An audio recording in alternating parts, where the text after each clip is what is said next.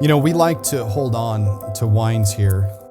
One, because I think oftentimes people consider the Finger Lakes to be a young region. And it's because, for the most part, it hasn't been more than the past several years, at the most a decade, that people outside of the region have been writing about us and talking about us. As a result, we don't always hang on to as many wines as we should or hold them back in our cellars. And it's one of the things that from the very first days that we bought the winery, I've tried to do to incorporate this sense of history, of legacy, of lineage. And so we end up with a cellar here with a decent inventory of back vintages. I try to save a minimum of 15 cases, and in some instances, we'll save as much as a pallet or two.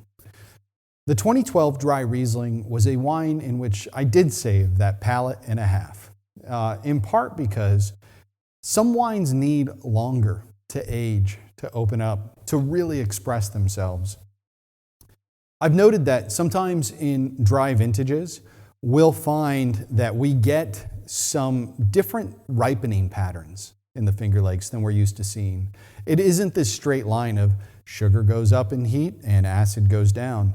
There are instances where sugar will get higher than we're used to, but the acid will hang in there because our nights get cold and we don't show that same ripening pattern that you find in places like California and even lots of Germany these days.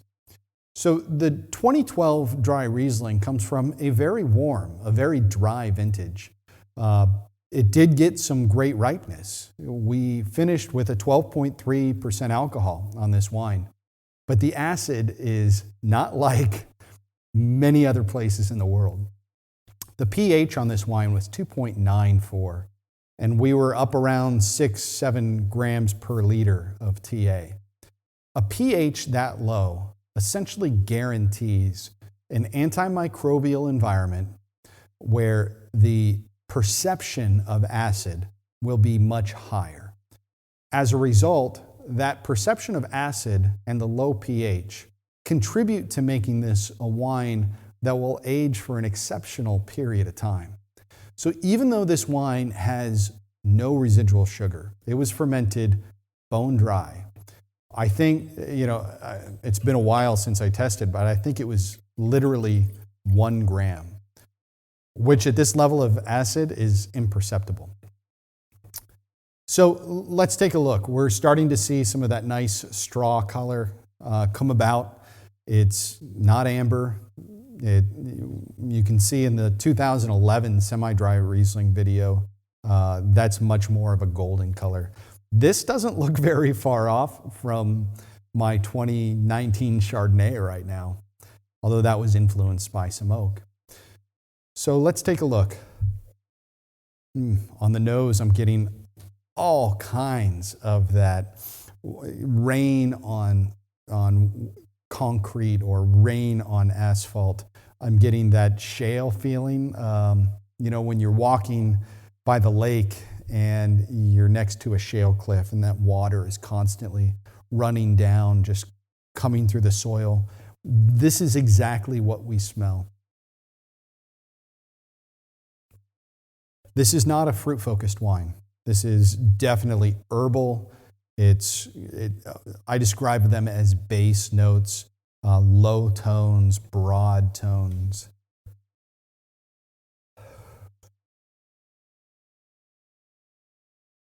The nose that I would use I would say look more towards, your juniper berries, your eucalyptus. Think about things like sea air, herbs.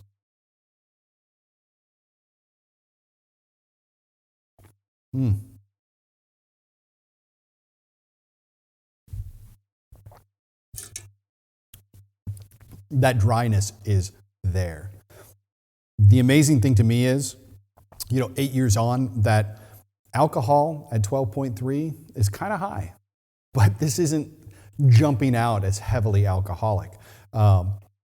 It's restrained, and it's restrained by that acidity, which is vibrant, alive and still very present on the palate. There's also a nice salinity that comes with this. Honestly, I hadn't tasted this wine in a little while. And it's not the type of wine I'm going to go to when I'm looking for just a pleasurable, hedonistic style. The seriousness of this wine and the amount that it actually calls for food pairing makes this a wine that fits into a very narrow category of folks who like this really dry, some acid. But what I'm finding is, in time, everything about this wine is coming together. And I know it's strange to say, I had fully intended to just release this palette next year. We're still going to sell some cases, but this wine has another decade to go. So we're going to hold on to the majority of it. But I hope you enjoy tasting it. And for those of you who like your bone-dry Rieslings with some weight and salinity, this is exactly what you're looking for.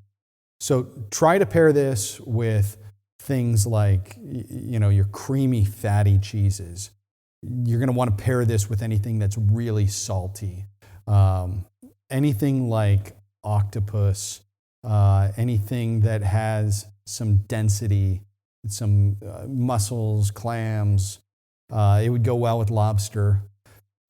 I would stick more towards the seafood angle, and I would stick towards anything where you find you use a lot of butter or fatty cream sauces. It will just be an all-star pairing for those things.